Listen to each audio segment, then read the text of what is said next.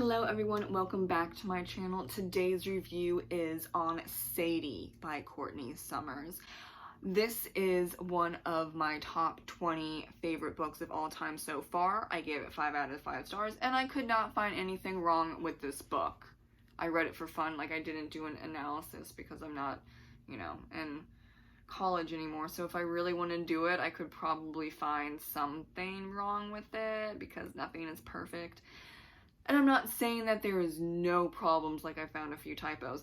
I'm just saying at the writing style, the plot, the characters, the theme, all of that, I would say it's perfection. Now, why am I doing a review if I think, the book is perfect? Okay, because people need to read the book, and I'm going to tell you why.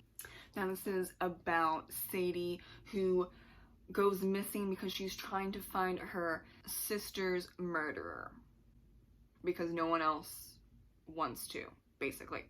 And this is told from first person point of view from Sadie, and then from the investigator that is covering Sadie's story, and his name is West.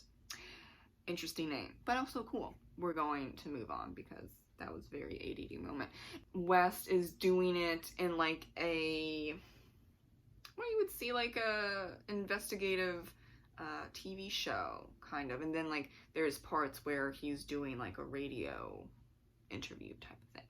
Would I have expected to love the book so much because it's kind of like we're doing like a radio show and then like an investigative thing with this, guy named West, going, to Colorado and other places trying to find Sadie, and then it's Sadie's first person point of view.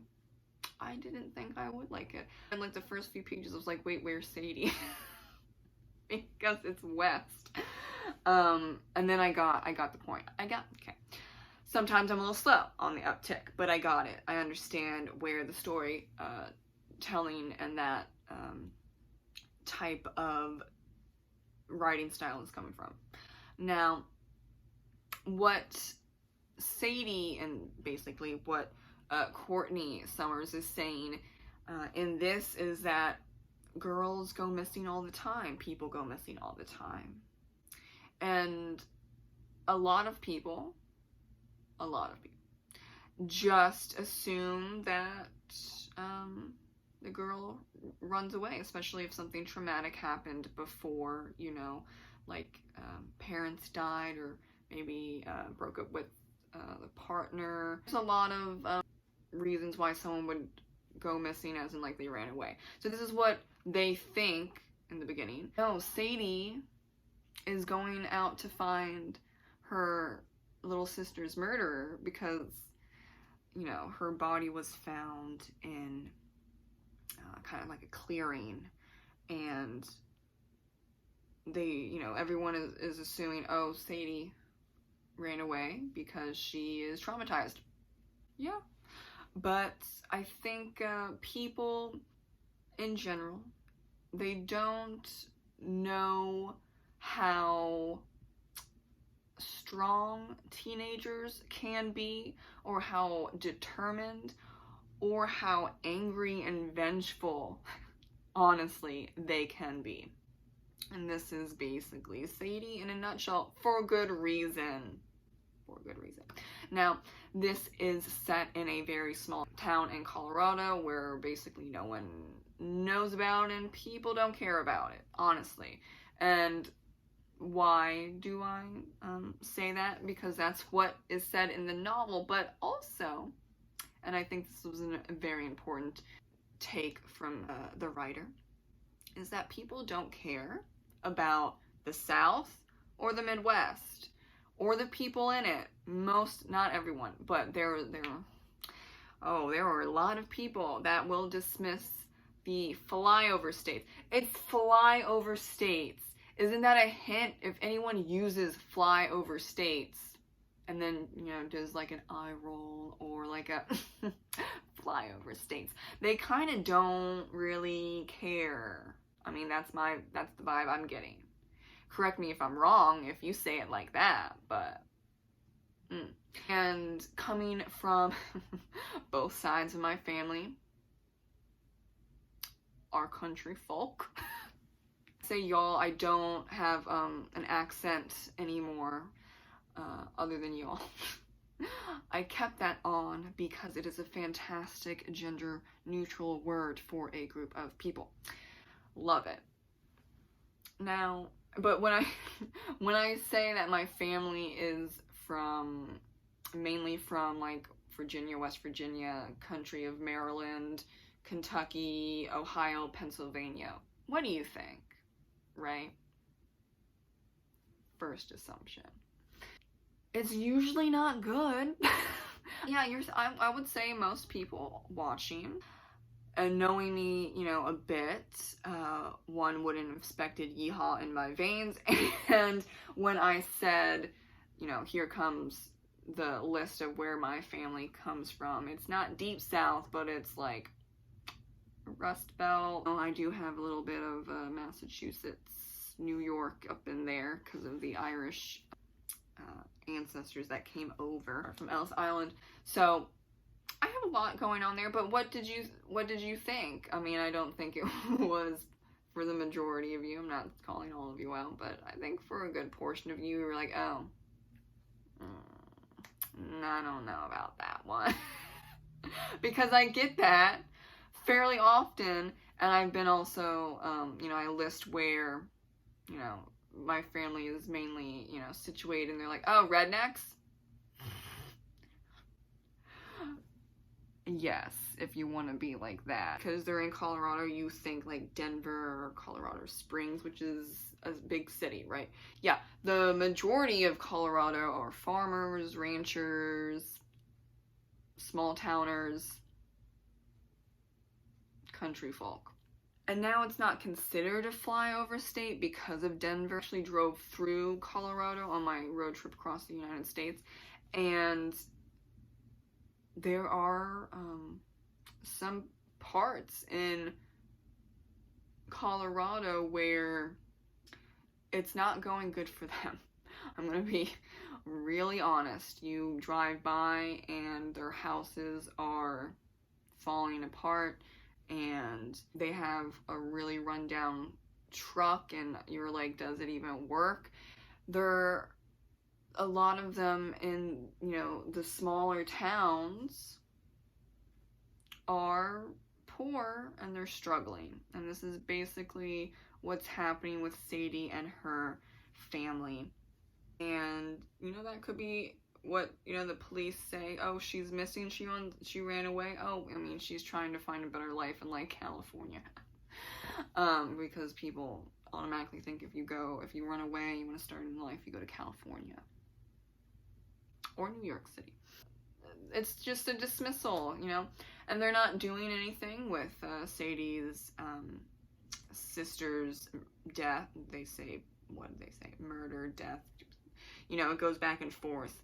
You know, this is the thing of like, there's little to no evidence, but Sadie, you know, goes after anyway because she's 99% sure she knows the man who did it, because he's like the ex-boyfriend of her crappy mother. We're gonna be honest, crappy mother. And he abused both Sadie and the younger sibling. We go with Sadie trying to get to this man, and we go along with West as he's figuring this out. It takes a hot minute because there's not that many clues or just not really anything in general. Sadie, for me personally, kind of leaves a trail, right? A little bit. And that's the only way West and company figures this out. And at the end, spoiler alert, you know, they don't realize what's happened to Sadie and this man. And I'm not going to say what happens, but I mean, officially a missing girl. It's important to care about missing girls, boys, teenagers, adults. You can't assume.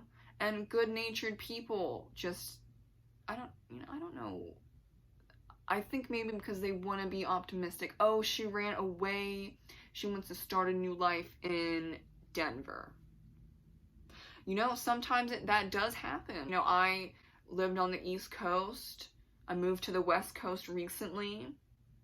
I have less anxiety. I have less depression, because sometimes you do need to move away from childhood memories and all that stuff. Of course, you know, work on yourself, but you know, you work on yourself when you move to the good, brand new place, because it's kind of like, well, it is a fresh start.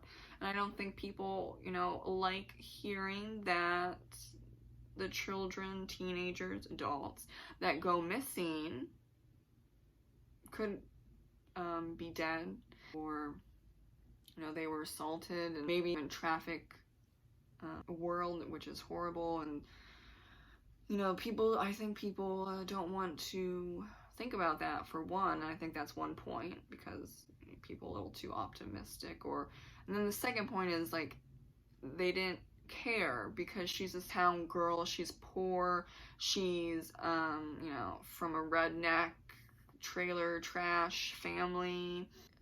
She's like just another number, she's another statistic. Okay, she ran away, or, you know, she's missing. Okay. Yeah. I mean, there are people that think that way. Okay. Another missing, poor, redneck girl. Oh, okay. And that is kind of in the vein of people that say, oh, they're flyover states. Oh, the South is full of stupid people and trailer trash, and no one is smart in the South. Like, you do realize that there are millions of people in the South and Midwest. It's not just California, and it's not just New York. Comprende? Okay. I mean, so you're insulting a lot of people when you say that people, teenage girls specifically, like Sadie, don't matter when they go missing. Now, there are examples of this. Yes, unfortunately. How people talk about the Midwest and the South in general, and people like to be snobbish and basically elitist because they live in California or New York City or DC, and they look at, you know, a small town of 1,000 people in Nowheresville, Colorado, and they just say, and I think that's disgusting, really. I don't understand that mindset, not just because I'm from, you know, my family's country. It's because we're forgetting about people and their everyday lives. Sometimes, you know, I think it's probably the ADD. What are we gonna ADD mixed with anxiety, where you know, I watch someone and I go, I don't know what's going on with them. I don't know their backstory. I wonder about that.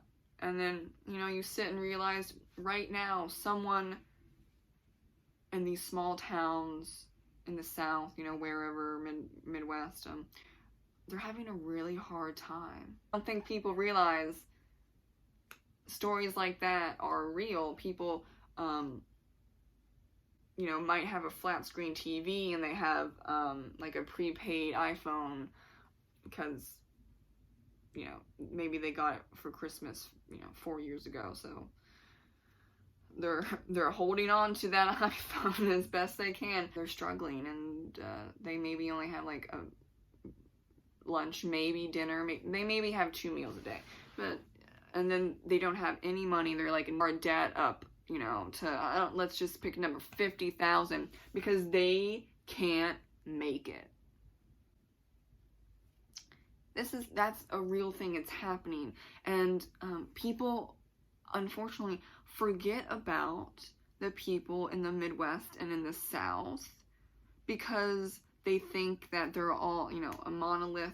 You know, they're all, which I don't know why, they just think that they're all white, poor rednecks, but you're kind of forgetting about everyone else. There are other people than poor white rednecks in the South and the Midwest. Just saying. So that's also a bit insulting. We're forgetting about a good portion of the American population. And I think that Sadie by Courtney Summers hits home that you shouldn't forget about anyone in these states, and every missing girl matters, even if you have never known her or that you don't even know her first name.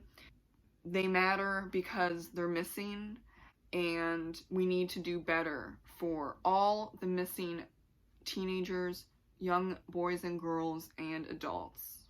Just because you don't know them personally does not mean that they are something to, you know, just shush away and say doesn't matter, they're dumb anyway, or they're poor so it doesn't matter. I think we need to stop that nonsense and stop that narrative. And I think Sadie is a start. You know, there was a human trafficking raid in Georgia that, let me see, it saved 38 children, I would believe, in Georgia this year. Where's the national news for that? You just saved 38 to 40 young children that were missing. Who is paying attention to that in the news? I'm not seeing it. It's a big freaking deal. Because now they're not missing anymore like Sadie. They're alive, unlike Sadie's younger sister. It matters. This should be a big deal. But supposedly, because they're in Georgia, it's the South, I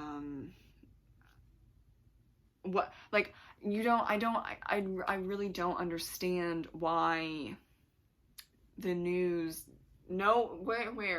what news source made it a big deal, because it is a big deal. I saw like 2 articles online. Just 2. Really? We are doing a huge disservice to the missing young children, adults, and young adults, and I think anyone that can handle heavy reading material should read Sadie, because we need to take every missing person seriously. Thank you so much for watching my book review on Sadie. Have a great reading day. Bye.